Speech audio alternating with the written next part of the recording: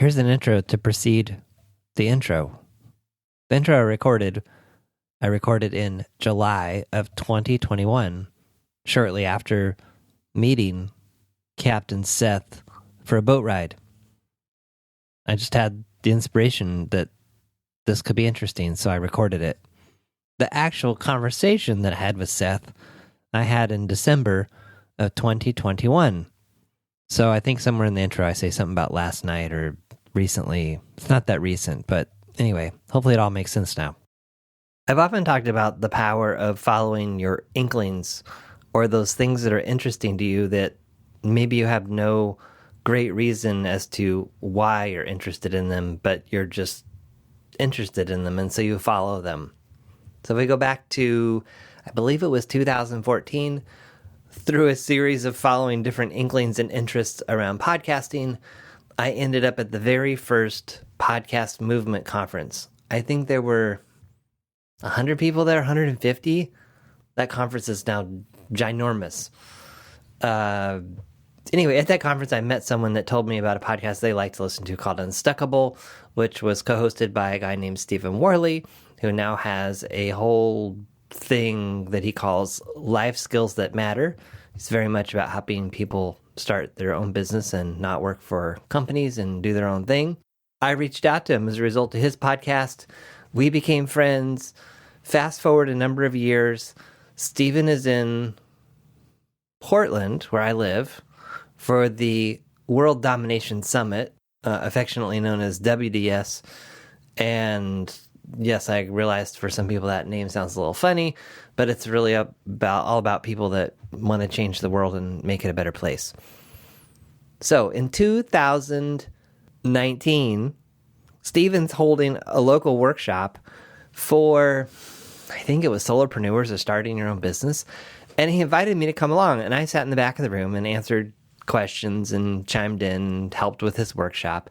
And at the end of the workshop, I was approached by a guy named Seth Vore, who had a question about something that I had chimed in on, and we exchanged cards, and he told me that he ran this local thing called Portland Boat Tours, and which involves taking his antique, it's a Chris Craft, it's a 1930-something Chris Craft motorboat, speedboat. No, it's not a speedboat. There's a difference between, it's a utility. Anyway, he has a special name for it. And I learned all this the other night because me and my wife went on this amazing boat cruise on the Willamette River. None of this is possible, in my mind, if I don't go back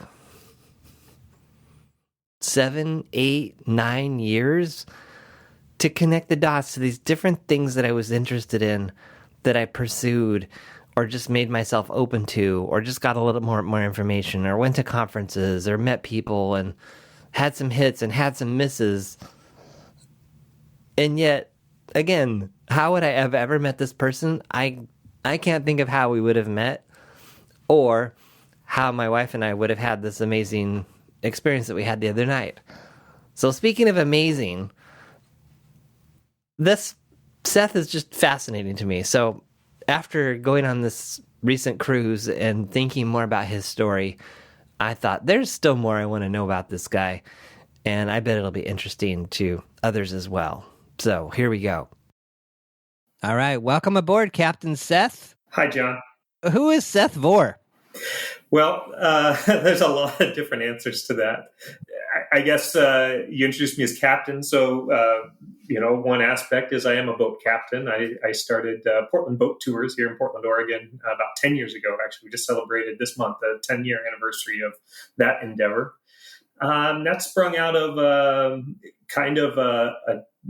I want to say boredom, disgruntlement with my 8-to-5 career as a chemical engineer. And I wanted to do something cool and fun. And one morning I was backing out of the driveway and I thought, hey, what would I rather be doing? What would I rather be going to rather than, this 8-to-5 cubicle? And I thought, I want to give tours on my wooden boat in downtown Portland. And so that's how I got the name Captain Seth. And I've been doing that for 10 years. I absolutely love it. You had the opportunity to join me on the river this summer. and got to experience a little bit of that. But I still absolutely love doing that. And so that's how I got the Captain Seth. We've got big hopes and dreams for an even bigger boating endeavor, which I'm sure we'll get into. Yeah, I want to totally hear about that. Before we get there, what does a chemical engineer do? Oh, lots of different things. So traditionally, chemical engineers are in big chemical plants like petroleum refineries and pulp and paper mills, things like that. And then more recently, in the last maybe a couple few decades, they're involved in high tech manufacturing, so making computer chips, and we're big in that in the Pacific Northwest here. And so that's what I've spent my career of almost 26 years doing, is creating chips for your phones, your laptops, things like that. Interesting. And so you're backing out of your driveway and you're like, I'd like to do something with my wooden boat. Yeah. Tell people about this wooden boat. Now, I think there's two of them, and I think I was on the second one. Is that right? Yes. Yeah. Okay. So I had a wooden boat. It was an inexpensive one, my first kind of foray into antique and classic boating. And I purchased it for $2,500 on Craigslist with money that my grandmother left me after she passed. That was my inheritance from my grandmother. And I've had boats, but nothing fancy, nothing that really got me excited about it. So that was my first wooden boat. And I just loved being down on the Willamette River in downtown Portland, cruising up and down, hanging out on the boat. When my kids were young, 15 years ago, is when I kind of started to think about doing maybe a business with it. And I did that because little kids, they like to be on the boat for like 10 minutes. Then they're too hot, too cold, too hungry, too fidgety, too anything. And I want to be there all day. And so with that original wooden boat, I started Portland Boat Tours to scratch that itch of I want to be out there all day. I love sharing it with folks and answering questions about the wood boat and things like that. A few years into doing the business, there was kind of just a fluke happened. I was returning to the dock after some tours one night, broad daylight, right under the Ross Island Bridge in downtown Portland, and I hit a submerged log, probably object, and wasn't able to proceed with tours on that boat. But thankfully, insurance. I had good insurance. They paid out the policy, and I was able to obtain kind of a rare boat. It's a 1939. That makes it pre-World War II Chris Craft utility model, and that's the boat that I currently give tours on. I really fell uphill on that one. It's not a boat that I ever dreamed that I would be able to own, but through this crazy course of life, I was able to acquire and just really love and be the next caretaker of it. And what is it about wooden boats? Oh, I get this question all the time, and I don't know. There's something about the history, the craftsmanship, the smell. When the sun hits the varnish on a hot day, you get this unique smell of a wooden boat. You smell the gas, the oil of the old pre-war engine that's still running on a 6-volt system.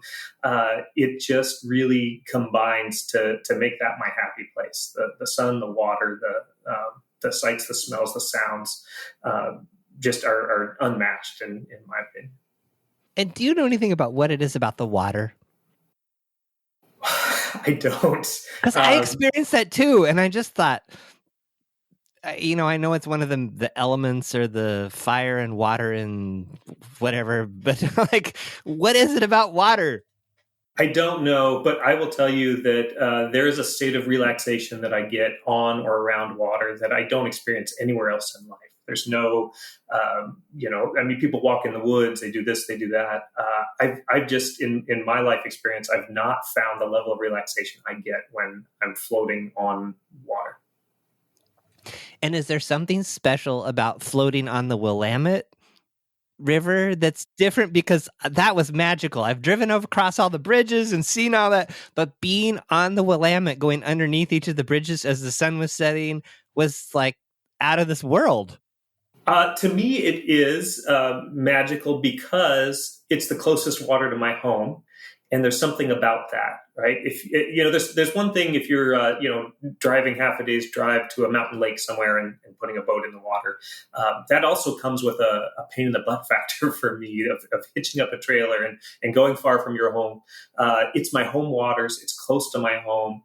And the Willamette River, if you're not familiar with Portland, we're kind of divided by the river. It's right in the middle of our town. We've got the east side of the river, the west side of the river, joined by all these bridges that cross through. So it is really the heart of Portland, Oregon. And you're always going over it. If you're doing business in Portland, it's weaving through your day to day, your week to week. And so I love sitting down there and watching humanity go by, because I look up on the I-5 bridge and I see a bunch of people stuck in rush hour traffic, and I've been that guy. But today I'm not that guy. Today I'm down here with some folks, sharing a glass of wine, enjoying the river from a different perspective. And I just love that. And to see people light up when they get to experience that for the first time, maybe they've never been down on the river, they've never been in a wooden boat, whatever it is, to see the smiles on other people's faces. That's why I continue to do it. I am not a cheesy tour guide. I don't come by these historical facts of our town by nature. That's forced. But when I see people really enjoying that experience is what really makes me happy too. And my wife and I completely 100%, 110% had that experience. So yeah, oh man. What got you into boating? Yeah, so the same grandmother that had left this inheritance to allow me to purchase my first boat, Grandpa had a small, single wide trailer up on a lake in Ohio. And I didn't go there very many times, but the handful of times I did, I think I got my first tastes of that relaxation around water that continues to this day. And so it wasn't fancy. It was a fun adventure. We would camp out in a tent right next to their little trailer on the lake, but it was right there on the water. We'd fish. And I remember it being very special when we got to get in a boat. We didn't own a boat there. There was an aluminum rowboat around to be had. But there was an old Boston whaler with an outboard and a steering wheel. And that was owned by somebody just down the lake. And so when we were able to borrow that and leave the dock and go out on the water, I remember that being a very special time. And that's from a really young age, as a young boy, having that, I think, is probably what sowed the seeds. And then the wooden boat thing, again, my grandfather was a woodworker. My father was a woodworker as hobbyists. And I think I carry some of that with me as well. I have a wood shop and like working with my hands. These old wooden boats are not maintenance free, and so they require tinkering, they require sanding and varnishing and fixing. And that's all part of the experience for me. I really do enjoy being a caretaker of these boats as well. So was there an intermediary step between this childhood experience and the wooden boat you bought and then started doing tours with, or? Yeah, right out of college, maybe ill-advised, but a few college buddies bought an old sailboat on Craigslist, and we had no business really sailing it or knowing what we were doing, and then we promptly decided to fix it up. And we flipped it upside down in the basement, and essentially we just went over there and drank beer and looked at the boat for a good couple of years. We ended up getting it fixed and sailing it a little bit on the Willamette there. And then when I got married, then my wife slowly bought those other guys out of the boat, and it was ours. And to be honest, I'm thankful that our marriage survived sailing in that little thing. We didn't know the basics of, wind, when the wind would pick up and when it would die, the current, like where obstructions are on the Willamette. We were pretty young, naive, and we just hop in the boat and go. And sometimes it didn't end perfectly well. Oh my gosh. I mean, I'm just thinking about marriage in general and the arguments that we have at home. I cannot imagine, or typically we'll have arguments over trying to fix something or how should we, but I cannot imagine trying to go about trying to manage a sailboat with all the other external forces and not knowing what you're doing. Yeah. And I bought a little outboard motor for it because wind was unreliable. And so I thought, well, this is the solution to that. But then, I bought a motor that was unreliable. So when you needed it most, it would cut out on you. And it was the whole experience. But somehow, our marriage has survived, and actually boating has survived. So another story about that first wooden boat I had, it had an old vintage Mercury outboard motor on it. And my wife's pregnant, very pregnant with our daughter. And we're cruising down the Willamette in a section we now fondly refer to as the Bermuda Triangle, because that's where all the bad stuff happens on our boats anyway. And the motor cuts out, overheats, and we're adrift, and we end up on a beach, and we're just kind of there scratching our heads. And she turns to me, probably recalling some of those sailboat times, and she says, "I don't care what it takes, but we're not getting stranded in any of your boats anymore. I don't know how much money it is, but buy a new engine. Here you go." And I don't know very many husbands that get a blank check like that to go, pursue their hobby. And so I promptly went down to the boat store and bought ourselves a brand new outboard motor for that boat. And so, yes. But what I'm hearing here is that this is connecting all kinds of dots for me. What I'm hearing, though, is almost like a level of fearlessness that you and your wife had kind of from the beginning. Because one of the things, like, I love being on the water and being on boats. I was a ski boat driver completely on accident at a kids camp in college, and I loved it.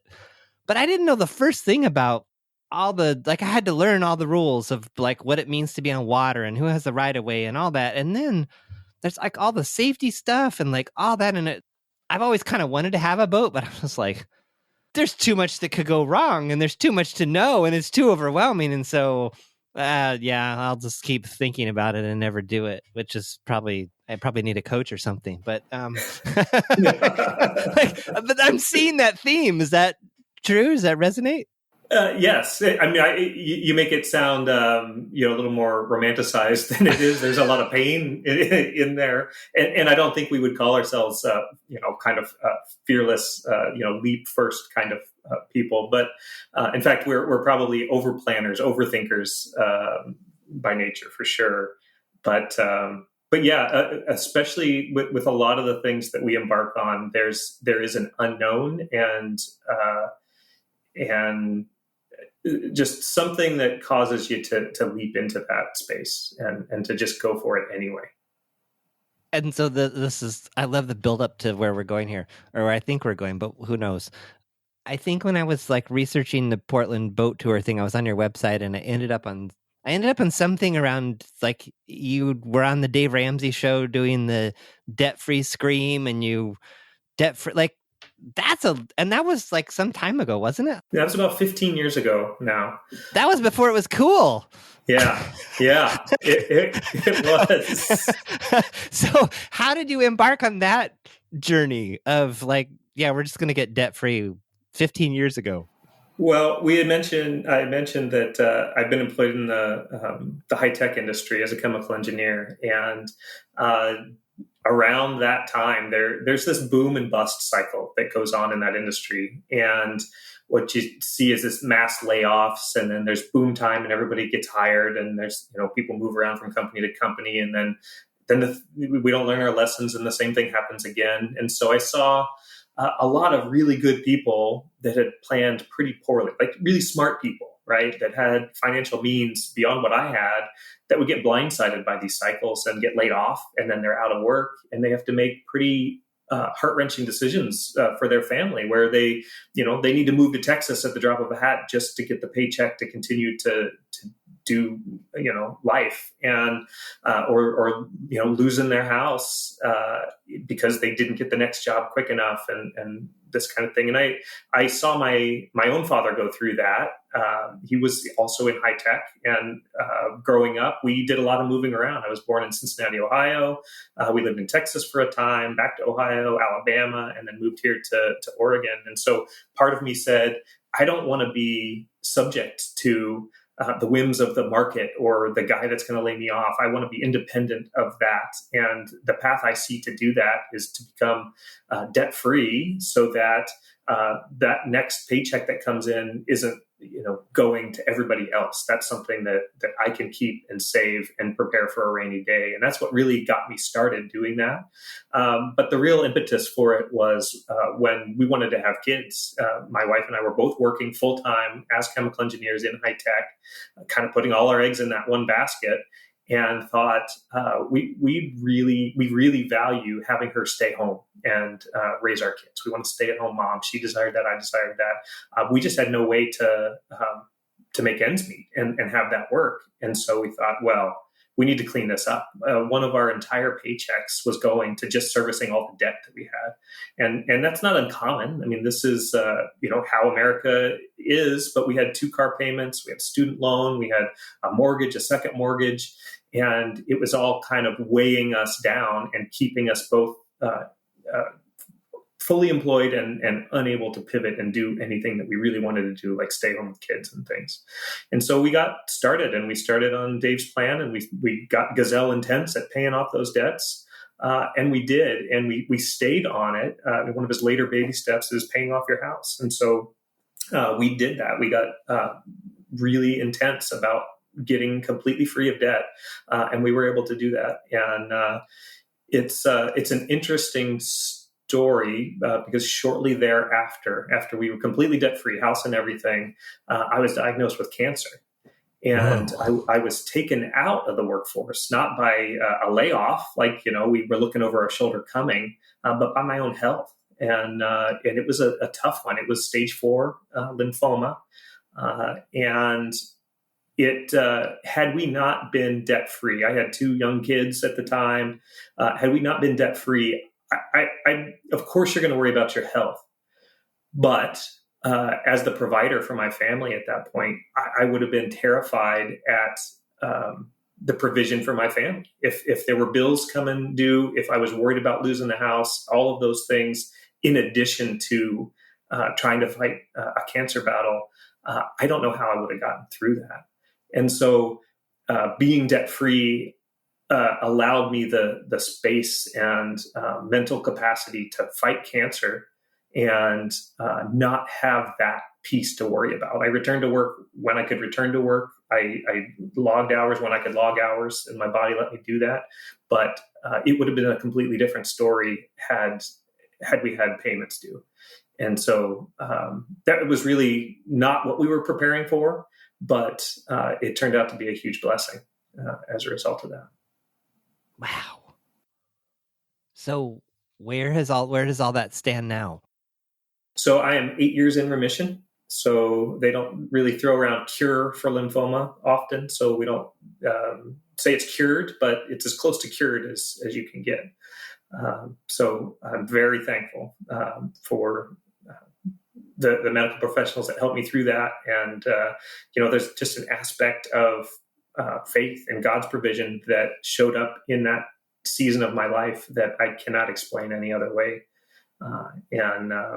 Very thankful for my family and their support and everybody that kind of came around us and walked through that season with us. Wow. So how long were you not working before you were back to full time?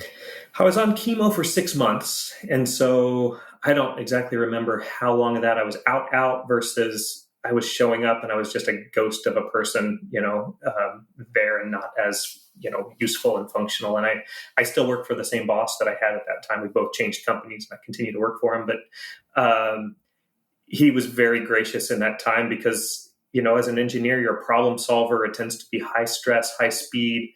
And I know I was junk. I was useless, but I was clawing my way back. And to have some kind of normalcy where I would show up and try. And I still don't think I'm as sharp as I once was. I think cancer has taken a lot out of me. It's changed me. Talk a little more about some other aspects, but yeah, for about 6 months I was on chemo, and so whether I was physically there or chemo dose would take me out for like a week, and I would come back in and I'd be half days or sick or not as functional at the job, and then eventually got back to being 100% there and full time. But yeah, I've heard other people say that about cancer. What would you say in terms of how it's changed you? Well, And this was a question I got a lot in maybe the first year post cancer, or second year. Is a lot of people were asking, well, what are you going to do now? What's the next big thing? How has it changed you? And you've always been kind of a dreamer. You started this boat tour company and things, so you're already a little bit cuckoo in our book. So this has got to do something, big and profound. And my answer then was really, I just desire to get back to normal, just back to life as normal. And that was really my goal for a few years, was to just re-engage with the life I had, to put cancer in the rearview mirror and to be a father, be a provider, and do the things I was doing. And so that was really the focus of the first part. I think cancer and this debt-free journey kind of gave me, and valuing my kids and seeing how much they grew up during that time, it gave me kind of the why of some of our future adventures here. It's we didn't necessarily know the what. Like when people would ask, well, what are you going to do now? I didn't know the what, but I knew a why. The why was, I've been blessed with this life. I could have been toast 8 years ago, but I wasn't. I'm prepared for something, and it's not showing up on Monday morning and hitting the cubicle. And the why is, I've got children under my roof here that have been witness to this amazing gift of life. They fought cancer with me, and so there's the why. Is I've got kids. I've got this blessing of life. None of that is guaranteed. You don't know when cancer comes back or whatever health thing is coming your way. And but we didn't know the what.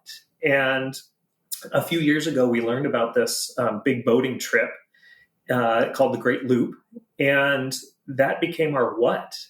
So in the first years when I wasn't able to answer the what, now I can, and that is this 6,000-mile, year-long boat trip where our family of four is going to spend close-knit connection time on a boat circumnavigating the eastern part of the United States, and soak in the different cultures and history and geography and just adventures that has to offer.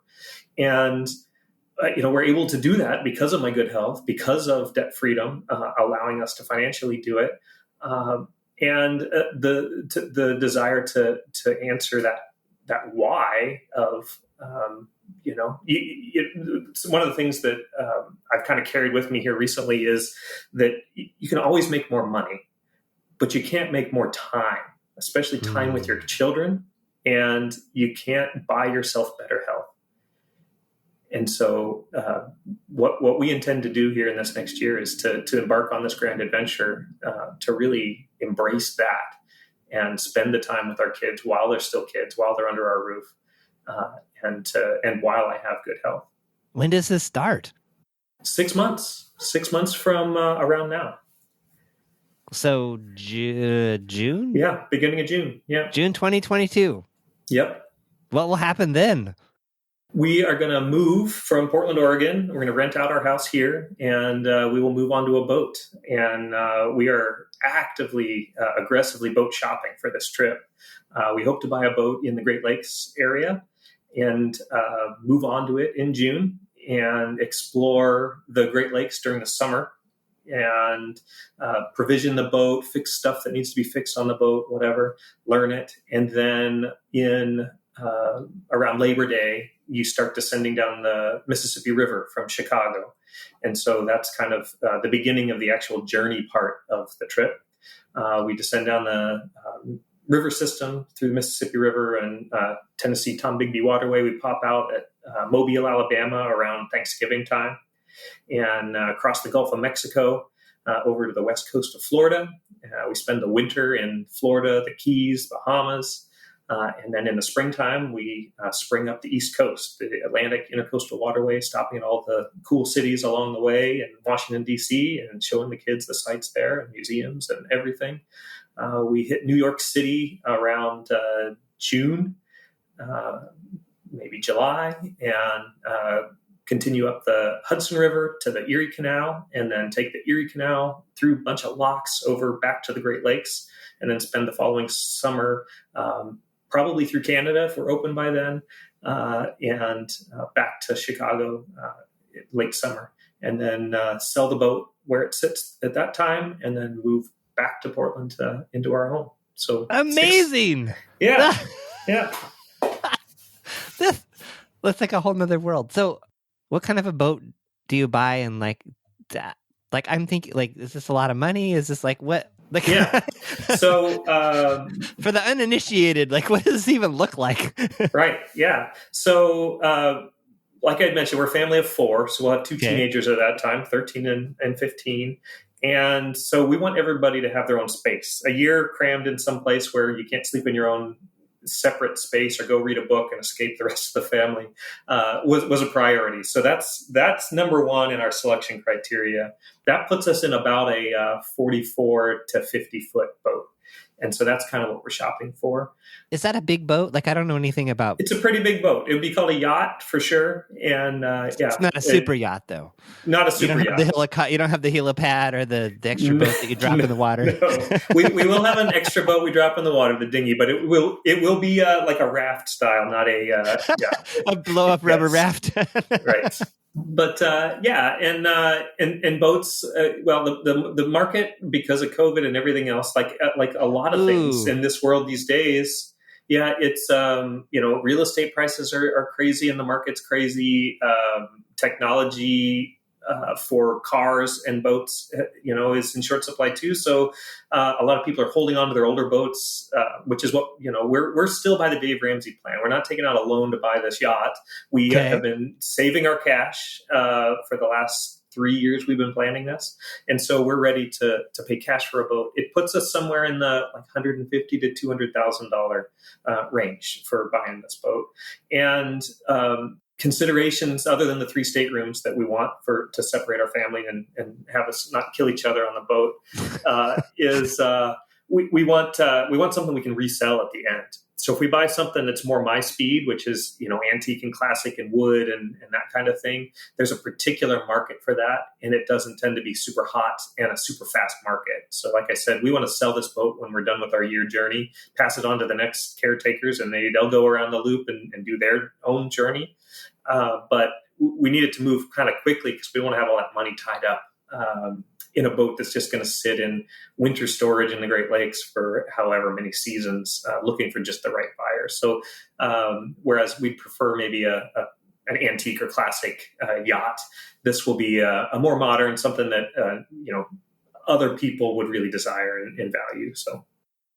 And I think you have a YouTube channel or something where you look at boats or something. We do, yeah. So every Friday night we pour a couple of drinks. We go through Yacht World, which is the Craigslist of boats, and we go looking for a great loop boat, and we review them, and we talk about them. We're building a community there of folks. I'm convinced now that we will find our boat, probably not through an ad like that, but through someone that watches our channel and really cares for us. We get weekly emails, multiples of people. Hey, look at this boat, look at that boat. Hey, would this one be good for you? And so I think it's those connections that'll probably result in us buying the boat. And then also we intend to continue the YouTube channel through our journey. And so we'll probably sell the boat that way as well. People will come along and see what they like about, our boat and how it has adventured and served us, and then make it easier for us to sell at the end too. So you mentioned, stepping into this unknown. This is a big one, right? To shell out that much money and commitment. And, is it going to break? Is it a good boat? Is it a bad boat? Or can I sell it? Or I'm going to be stuck with this thing. And remote boat owners from the other side of the country. And that's one of those things we're just going to have to take that leap. And, I think our community will help us out in both buying the boat and selling the boat. So how did you start this? Because I'm sure people listening are like, yeah, okay, well, he must have had some silver spoon in his mouth or some easy way to do this. But I don't think that's the answer. Like, how did you get this thing started? For the YouTube channel or just for the, Yes, because it sounds like that's where the community is. yeah. Is people that watch your videos that are now like becoming your friends and helping you out. Yeah, it's we have no idea what we're doing. We started, one of it kind of was a COVID project. Really, it was, we're stuck in the house, we're quarantining around here. We're going to pull up Yacht World and go try to click through and see what we like and don't like, and what kind of boat and dream.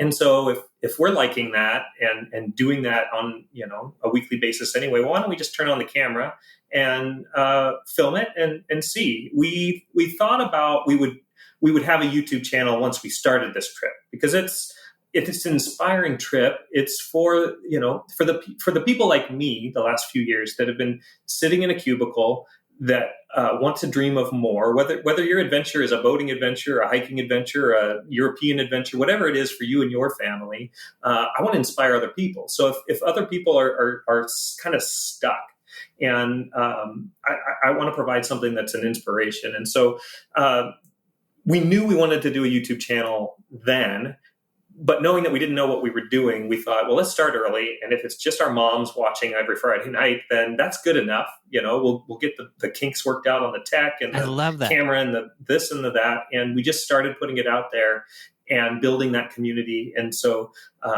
it's not like the most viral, biggest moneymaker. I spend more on the music I play in the backgrounds than we make in ad revenue. But it has been a blessing to connect with folks and have them be interested in our story too. And some of the conversations that come out of that center around debt freedom and my cancer story. And you connect on ways that are not just boats, but real people with real stories and struggles.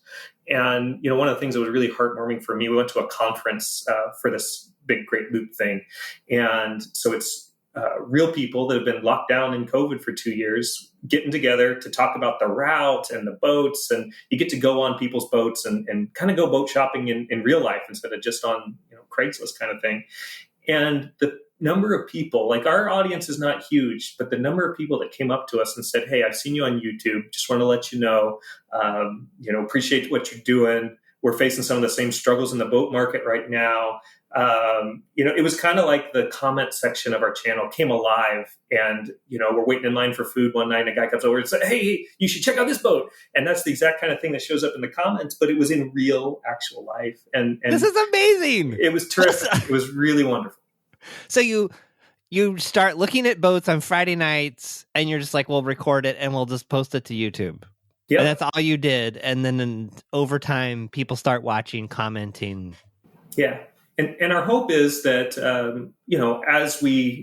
as we depart and we start filming, this is what we did this week. We pulled in up, we went up the Potomac and we anchored right off of Washington, D.C. And then we went and we toured this and this and this, that people will tune in and they'll kind of, be inspired, and they'll, we don't aspire to be travel vloggers or if you're going to DC, this is all the things you should do. That's not really who we are. I don't think that would get us up out of bed in the morning, or it's not worth the effort on the hours you put into YouTube. But, if we inspire people to, get out of the rat race and enjoy time with your kids while they're kids, to dream big and, get out of debt so that you can go accomplish your dreams, those kinds of things. That's what kind of excites us. And it's working, and we're just making boring boat shopping videos. So when we add some real life to it, and there's a drone flying over the boat and we're taking pictures, in front of the Statue of Liberty as we go by in our own boat that we paid cash for, man, if that doesn't get somebody excited, then I don't know what will. Wow. I had another thought. It just escaped me. I don't know. Maybe I'll come back to it. Do you have any regrets for becoming debt free? Absolutely not. No, it's like any downsides or any like, I wish I'd known this was going to happen. Well, it's small, funny stuff, but we sold everything that wasn't bolted down at our house to get out of debt. Like those last couple of mortgage payments where we were so close. Any dollar, I would just, list something on Craigslist and get it gone. We were so close to the finish line that I really wanted to just be done. And so one day I was in the back room, and we're watching a movie or something, and I think the surround sound speaker wasn't working. I wasn't getting any sound out of it. I went back, and it had never been connected. Like the whole time we had, moved and lived in this house many, many years. The two back speakers were never hooked up. They'd just been sitting there. And so I said, well, we haven't really missed it other than today for that long. I'm going to put those speakers on Craigslist. And I did. And the next day, and they were nice. The next day, a guy biked up with a big backpack, and he put those speakers in his backpack, and he rode off with my two back surround sound speakers. And that was the one thing I sold that I was just like, did that make any sense to do that? Like it didn't really move the needle enough to make a big difference. But I haven't missed the surround sound, but I hold that one as an example of kind of the links that we went to just be gazelle intense and to dump that debt. And I can buy surround sound speakers now. I can buy a whole new surround sound setup. I haven't. Our values are in different places than we were when we first got that kick butt stereo. But no regrets about being debt free. And the beautiful thing is, if there's regrets, you can always get more debt. That's a reversible thing. It's always available. Yes. So when you're on this boat, I'm making up a story that you're not going to be like remote. You won't be a remote chemical engineer on your satellite uplink. Right. So what will happen to your job? So retire early. That's so our YouTube channel, our website is On Fire Family. FIRE, FIRE. So FI, financial independence, and RE, retire early. And this is a movement, I think, over the last decade that you've seen, big community out there, lots of books on it, lots of bloggers, lots of channels and things. But this is really, FIRE is really the answer to what do you do after Dave Ramsey? What do you do when you've completed his baby steps? You're debt free, you're giving and saving and living like no one else, as he would say. FIRE to me is the answer, and that is becoming completely financially independent, where your investments are maybe not enough to live a lavish lifestyle, but enough to make ends meet. And that allows you to hang up any day job that is not fulfilling to you. And so that's my goal, is to retire early. So in 6 months, I will be retired from chemical engineering, not retired necessarily from work forever. We have enough saved to throw off interest to be able to pay our basic expenses, especially not having a mortgage payment and things like this. But then that frees my mental capacity and my hours a day to do fun things and things that matter. So we'll have our YouTube channel, and it's vast marketing piece, but allows us to do other fun things. So I am now a social media guy for the Antique and Classic Boat Society, a nonprofit that is trying to get people excited about these old boats. And they've struggled in the social media area because the average age of a member of the society is in the 70 plus range. And so they don't do Instagram, they don't do Facebook. And so I'm able to help out.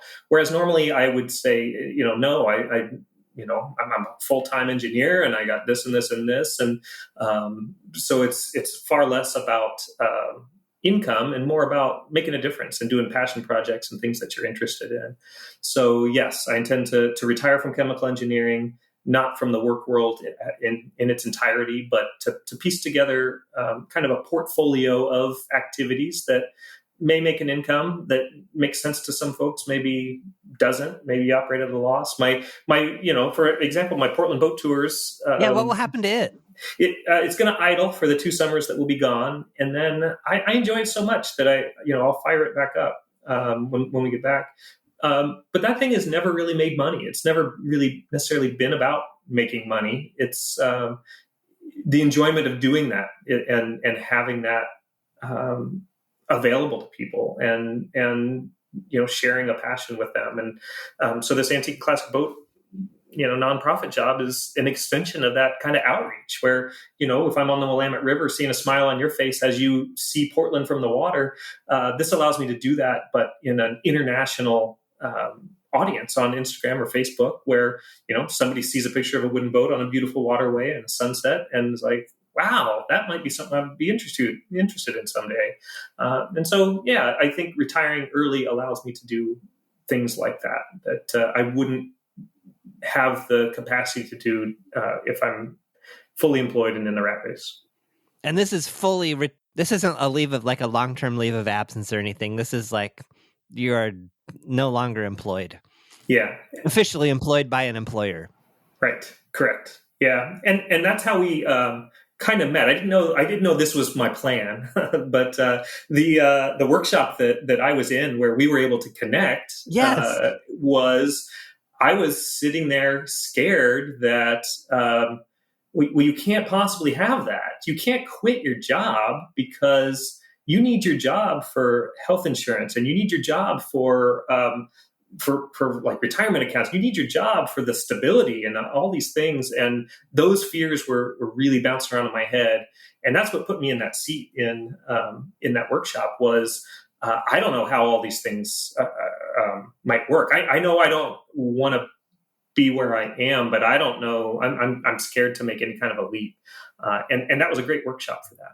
So wait, so at that point in time, were you debt free, or like where were you in this arc of? Yeah, I was debt free. I knew the why of a big family adventure, but I didn't know the what. So we didn't have great loop plans. We didn't have a timeline associated with that. We were just it was an inflection point where I was a little bit stuck. I just didn't know what was next. I'd survived cancer. I was ready for the next thing. I didn't know what it exactly was. Oh, so you were debt free, but you weren't really on the retire early part of it yet. Well, I was at that point interested in the retire early. I just didn't know what I would do. I was done with the 8 to 5, and on a financial track to get there, but I didn't know what next. And so that's or how. Yeah, but I guess I was also hearing you say, which I hear from so many people, I have to stay connected to a company because without that company connection, I can't live or I can't survive. Yeah.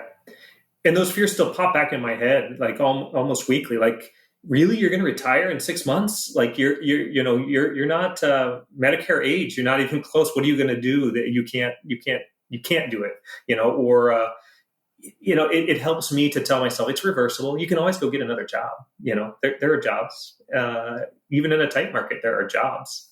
And so, telling myself that, and then having there's little pieces and bits that you assemble over a long time of listening to inspiring people and talking to people that have done it that, give me confidence that this is achievable. This is not neglecting. That was a kind of a bad soundtrack I had in my head was, you're neglecting your duties as a provider and a father if you don't have health insurance employer provided.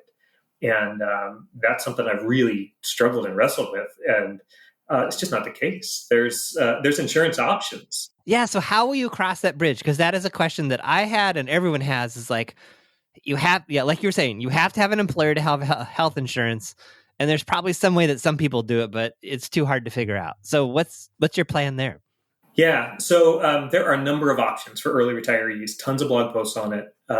We're down to a couple of different options. One is health share ministries. And then the other is the Affordable Care Act. So what happens when you retire early? You have no income. You have no income. Your adjusted gross income drops. Income.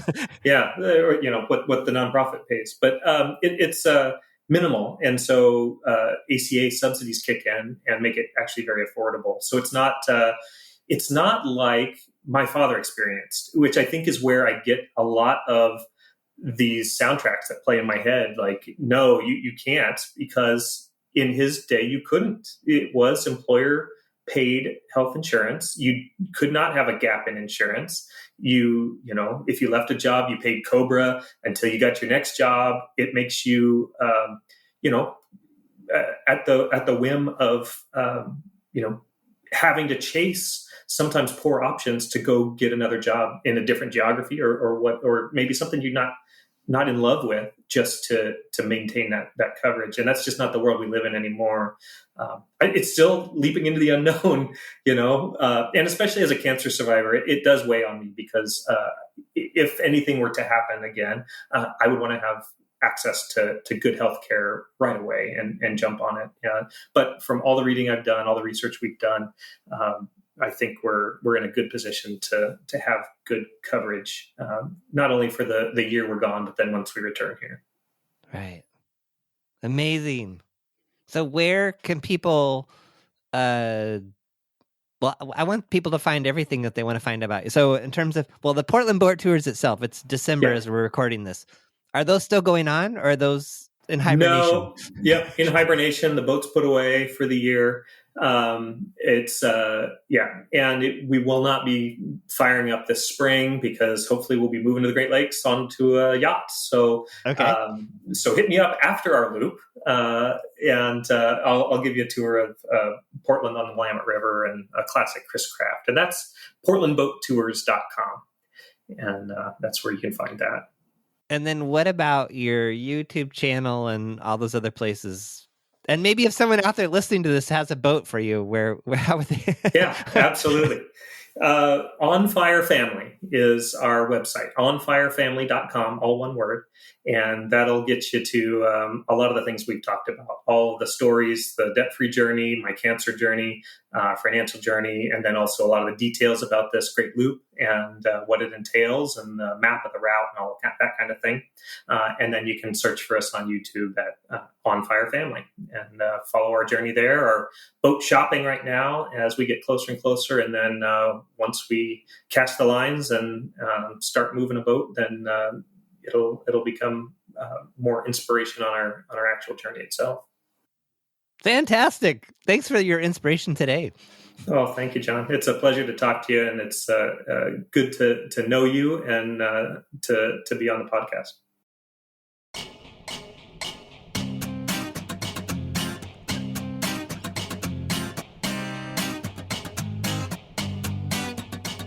Thanks for listening to The John Polster Show. Notes, links, and all that other good stuff for this episode are at johnpolster.com/podcast. Send your questions, ideas, or a simple hello to podcast@johnpolster.com. Want to stay up to date on new episodes and receive notifications of upcoming events? Register your email address at johnpolster.com/updates.